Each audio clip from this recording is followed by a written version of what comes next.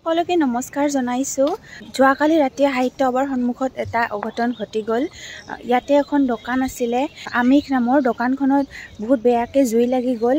যোৱা ৰাতি আমি চাব আহিছিলোঁ যদিও আজি আকৌ এবাৰ ৰাতিপুৱা আহিছোঁ আপোনালোকক দেখাবলৈ। আপোনালোকে দেখিব পাৰিছে সেইফালে সাহিত্য সভাৰ অধিৱেশনস্থলী আছে আৰু তাৰ একেবাৰে সন্মুখত আছিল এই দোকানখন। ভাগ্য ভাল যে জুইটো বেছি বিয়পি নগ'ল। খুৰা, আপুনি মালিক নেকি?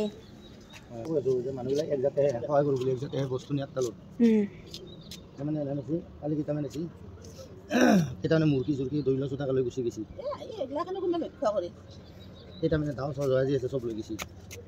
চিলিণ্ডাৰ আছিলে আমাৰ দোকানত, এটা নাপালো, দুটা পালো বেছি বেছি কচি তাতে। খুৰা, জুইটো কেনেকৈ লাগিল একবাৰ ক'ব নেকি? জুইটো হেৰিত লাগছে কাৰেণ্টত নেকি?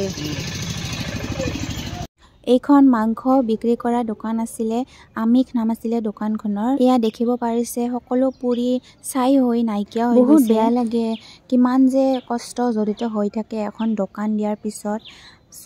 বহুত আৰ্থিক লছ হোৱা বুলি গম পোৱা গৈছে। জুইৰ উৎসটো গম পোৱা মতে বৈদ্যুতিক তাৰৰ কিবা বিসংগতি আছিলে আৰু তেনেকৈ জুই লাগিছে বুলি কৈছে। এয়া চাব পাৰে আপোনালোকে।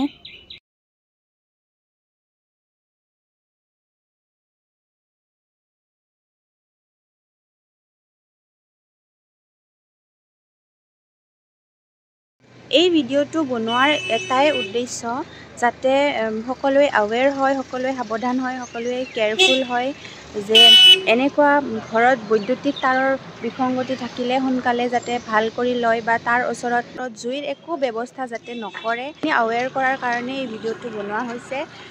আজিলৈ আহোঁ, ধন্যবাদ।